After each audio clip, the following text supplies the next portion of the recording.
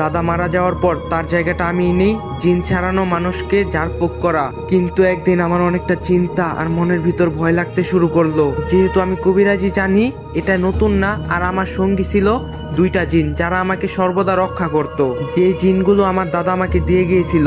সেই দিন রাতে আমি ঘুমিয়ে আসি, স্বপ্নে আমার দাদা আমাকে এসে বলে, দাদু ভাই, তোমার কাছে কালকে একজন সাহায্য চাইতে আসবে, তুমি তোমার সব দিয়ে তাদেরকে সাহায্য করবে।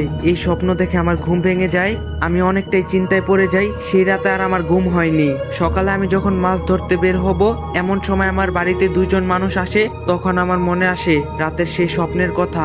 আমি তাদেরকে সালাম দিয়ে বললাম, আপনারা কে? তারা আমাকে তাদের পরিচয় দিল। তাদের বাড়ি রাজশাহী জেলার কোনো এক গ্রামে। আমি বললাম, আপনারা আমার ঠিকানা কেমনে পাইলেন? তাদের মাঝে একটি মহিলা বলল, গতকাল রাতে স্বপ্নে একটা বয়স্ক বুড়ো হুজুর মানুষ আপনার ঠিকানা আমাকে বলছে, সেই ঠিকানা অনুসরণ করে আমরা এখানে এসেছি।